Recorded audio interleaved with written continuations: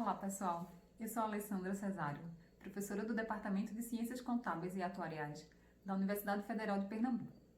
Na aula de hoje teremos uma breve introdução a funções, passando desde sua definição, estudando seu domínio, imagem e algumas aplicações. Em diversos momentos no dia a dia, nos deparamos com situações nas quais o valor de determinada quantidade depende de outros fatores. Isso, por exemplo, pode ocorrer quando pensamos no salário que recebemos ao final do mês, que dependerá da quantidade de horas trabalhadas, ou mesmo o valor que vamos pagar ao final de um período que deixamos nosso carro no estacionamento. A relação existente entre essas quantidades pode ser dada por uma função. Podemos nos perguntar, então, como representamos uma função? Se pensarmos por alguns instantes, a resposta mais fácil a ser encontrada é y é igual a f de x. Essa representação nos mostra a dependência entre essas duas quantidades, x e y. No entanto, existem outras formas de descrever uma função. A primeira delas seria verbalmente, descrevendo a função através de palavras. A área de um círculo depende de seu raio. A regra que relaciona R e A é dada pela equação A igual a πr ao quadrado. Uma segunda forma de descrevermos uma função seria numericamente, por meio de uma tabela de valores. Como podemos observar nessa tabela, a população mundial está relacionada ao ano que está sendo mostrado na tabela. Uma terceira maneira de representar uma função seria visualmente através de seu gráfico. Neste exemplo que podemos observar, temos o gráfico de uma função que é uma reta e um outro que é uma parábola. Por fim, a quarta forma de representar uma função seria algebricamente, utilizando uma fórmula explícita. Verificamos aqui as expressões algébricas que definem as duas funções cujos gráficos observamos no momento anterior, y igual a x mais 1 e y igual a x². Vamos passar então a ter uma definição um pouco mais formal para função. Função é uma regra que associa a cada objeto do conjunto A um e apenas um objeto do conjunto B. O conjunto A é chamado de domínio e o conjunto B é chamado de contradomínio. Graficamente, teríamos a seguinte situação descrita pelo diagrama. Observa-se que o conjunto A é formado pelos elementos A, B e C. Dizemos que A, B e C fazem então parte do domínio de F. O conjunto B, por sua vez, seria formado pelos elementos C, D, E, F e G. Vejam que o ponto A está relacionado ao ponto D. Graficamente, podemos observar que existe uma seta que associa o ponto A ao ponto D. Essa ligação, associação, se dá através da função f. Se a gente observar o conjunto B, apenas uma parte dos elementos recebe setas do conjunto A, ou seja, existe um subconjunto de B que forma a imagem de f.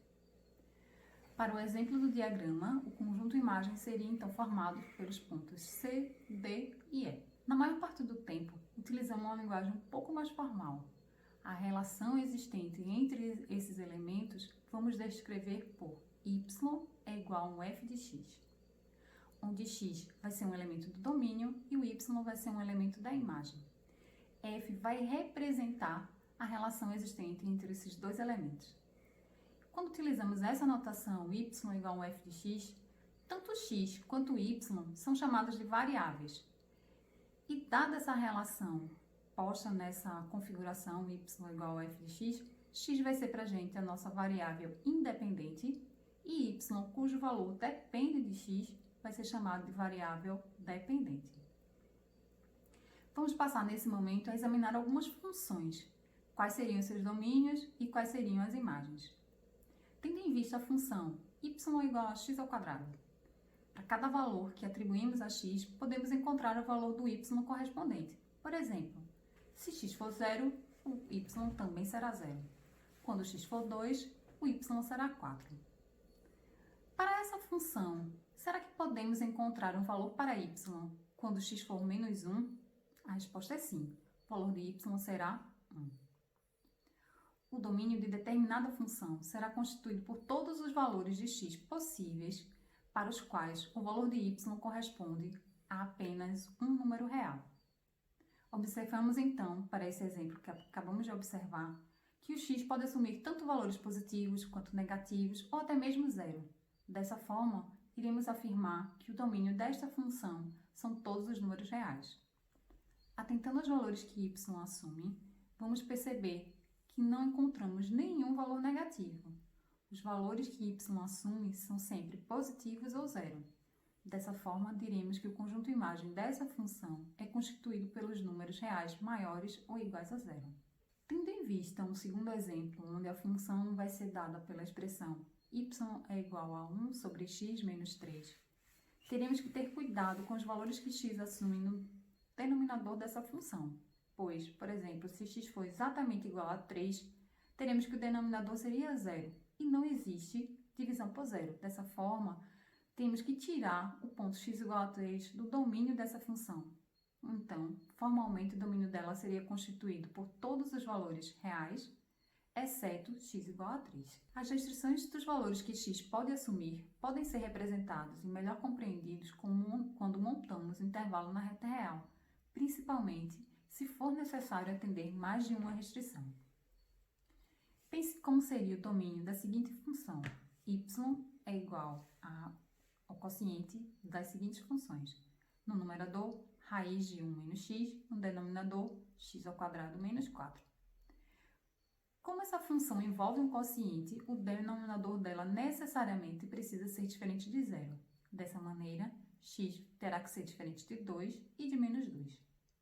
No numerador, temos uma função raiz, e dessa forma, toda a função, toda a expressão que está dentro do radical precisa ser um número maior ou igual a zero. Dessa maneira, necessariamente, x deve ser menor ou igual a 1. Unindo essas duas restrições, o domínio dessa função seria dado por todos os números reais menores ou iguais a 2, união com o segundo intervalo, de menos 2 até 1, exceto o ponto 1. A partir deste momento, vamos observar dois exemplos aplicados para entendermos a necessidade da utilização de funções. No primeiro exemplo, vamos observar a função consumo de certa economia, que será dada pela função c de x é igual a 0,75x mais 6. C de x é o total de gastos de consumo pessoal e x é a renda total disponível para gasto. Tanto o consumo quanto a renda será dado em reais. Pergunta-se então, qual é o valor gasto com consumo pessoal quando a renda é de 500? Quando temos uma renda de 500, o valor que x assume é 500. E o valor do consumo será, então, 0,75 vezes 500 mais 6, totalizando R$ 381. Ao examinarmos o domínio dessa função consumo, poderíamos observar o seguinte: como x representa renda e não temos renda negativa, o domínio será constituído por todos os valores de renda maiores ou iguais a zero. Este foi um exemplo bem simples que mostra a relação existente entre duas variáveis e que, nesse caso, já foi fornecida qual é a função que relaciona as duas quantidades. Em algumas situações, é necessário construir a função a partir de informações dadas. Vejamos um outro exemplo. Pense numa caixa que precisa ser construída a partir de um pedaço retangular de papelão com dimensões de 10 e 16 centímetros. Para isso, devem ser cortados pedaços de lado x, pedaços quadrados de lado x em cada canto e dobrar o papel, conforme mostra essa figura. É solicitado, então, que expressemos o volume dessa caixa como função do tamanho do quadrado que vai ser retirado, ou seja, a partir de x. Vamos chamar a nossa função que expressa o volume de v de x. Sabemos que para calcular o volume de uma caixa precisaremos das três dimensões: comprimento, largura e altura. O comprimento será dado por 16 menos 2x, a largura 10 menos 2x e a sua altura será representada por x. Dessa maneira, o volume que iremos encontrar será 160x menos 52x² mais 4x ao cubo. Como o comprimento de cada lado da caixa precisa ser maior ou igual a zero, teremos então que impor três restrições: 16 menos 2x maior ou igual a zero, 10 menos 2x maior ou igual a zero e x maior ou igual a zero.